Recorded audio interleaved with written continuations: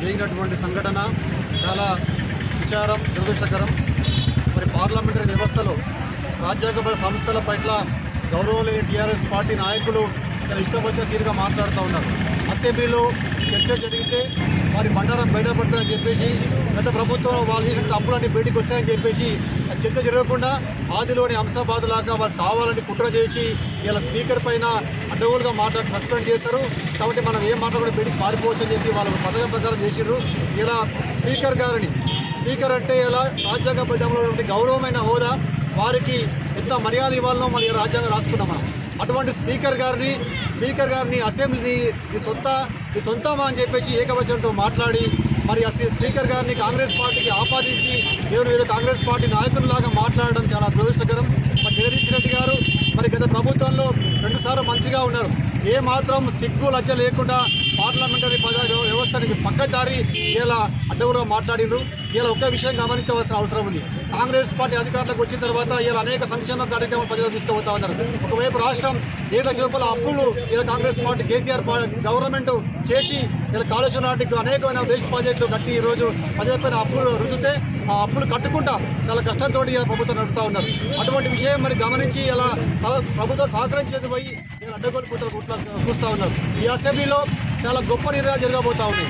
గతంలో ఏనాడు లేని విధంగా ఇలా ఎస్సీ యొక్క కులగణన, ఎస్సీ రిజర్వేషన్ పట్ల ఇలా తీర్మానం జరగబోతా ఉంది. అదేవిధంగా ఏనాడు లేని విధంగా భారతదేశంలో మొట్టమొదటిసారిగా ఇలా రాహుల్ గాంధీ గారు మాట ఇచ్చినట్టు మాట ప్రకారం ఇలా బీసీ కులగణన జరిగి ఇలా శాస్త్రీయబద్ధంగా బీసీ కులగణనలో ఇలా శాస్త్రయుతంగా ఇలా అసెంబ్లీలో బిల్లు పెట్టబోతా ఉన్నారు. ఇలా ఈ గతంలో ఏ ప్రభుత్వం ఇలా సాహసం చేయలేదు.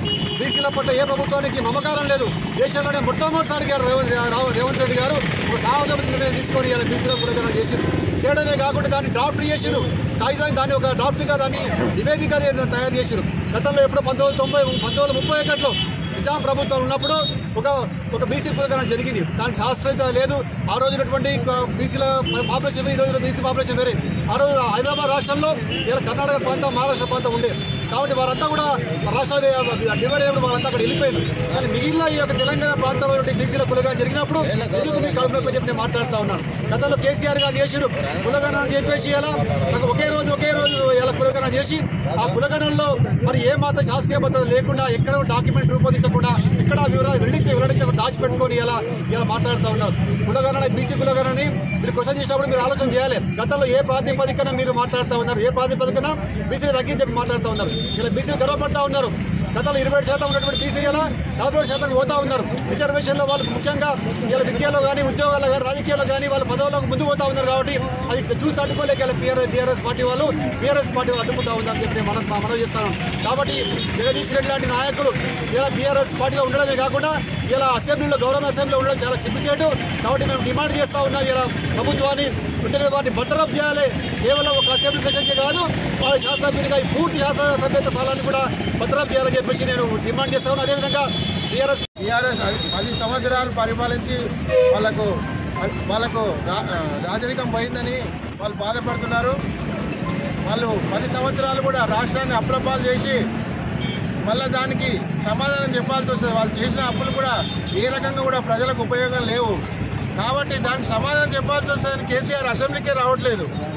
ఇంకా ఆయనతో కూడా అడగకూడదు, మన ముఖ్యమంత్రి గారు కానీ ఎవరు మన మంత్రులు అడగకూడదని వాళ్ళ దగ్గర సమాధానం లేక ఇలాంటి చీప్ ట్రిక్స్కు పాల్పడుతున్నారు. అలాగే స్పీకర్ మీద నిందలేయడము, డైవర్షన్ పాలిటిక్స్ పాల్పడుతున్నారు. టీఆర్ఎస్ రేపు స్థానిక సంస్థలలో కానీ ఇక్కడ వచ్చే అవకాశం లేకనే ఎంతసేపు వాళ్ళు చేయలేదు. మరి ఇప్పుడు కాంగ్రెస్ పార్టీ అభివృద్ధి పనులు చేస్తుంటే దానివల్ల కాంగ్రెస్కు ప్రజల్లో మంచి ఆదరణ వస్తుందని చెప్పి ఏదో రకంగా బురద జల్లాలని ఇలాంటి చీప్ ట్రిక్స్ పాల్పడుతున్నారు. కాబట్టి ఈ టీఆర్ఎస్ నాయకుల దిష్టిబొమ్మ దానం చేయడం జరుగుతుంది. టీఆర్ఎస్ నాయకులారా, మీ పతనము అయిపోయింది. ఇంకొకసారి మీరు ఉన్నామని చెప్పుకోనే ఇలాంటి కార్యక్రమాలు చేస్తున్నారు.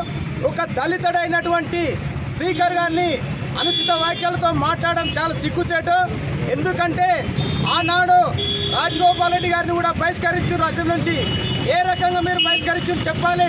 అదే రకంగా మీకు కూడా సిగ్గు లేకుండా ప్రజలు బుద్ధి చెప్పి ఇంట్లో కూర్చోబెట్టి ఇకనైనా బుద్ధి తెచ్చుకొని ఇకనైనా ఈ యొక్క అభివృద్ధి కార్యక్రమానికి అక్కడ రేవంత్ రెడ్డి గారికి, ఇక్కడ వంశకృష్ణ గారికి అందరూ కూడా సహకరిస్తూ ఈ యొక్క రాష్ట్రాన్ని ముందుకు తీసుకెళ్తున్నారు. అదేవిధంగా సంక్షేమ పథకాలు కానీ ఏ ఒక్కడు కూడా వెనుకకు జరగకుండా మీరు చేసే అప్పులు కట్టుకుంటూ అదేవిధంగా అభివృద్ధి చేసుకుంటూ చేస్తున్నారు కాబట్టి అది ఓర్వలేక ఒక కుళ్ళు కుతంత్రాలతోటి మీరు పనిచేస్తారు కాబట్టి ఇకనైనా బుద్ధి తెచ్చుకొని ఇంట్లో వండుకోండి. వచ్చే కాలంలో కాంగ్రెస్ పార్టీ మళ్ళా కూడా గెలుస్తుంది, మళ్ళా కూడా రేవంత్ రెడ్డి గారు ముఖ్యమంత్రి అవుతాడు. ఇక్కడ డాక్టర్ వంశకృష్ణ గారు కూడా మినిస్టర్ తప్పకుండా మీరందరూ కూడా వంశకృష్ణ గారు ఏమంటుండి మనందరం కూడా సహకరిస్తూ ప్రజలకు, పేద ప్రజలకు సహకరించాలని చెప్పేసి ఈ అవకాశం ప్రజలకు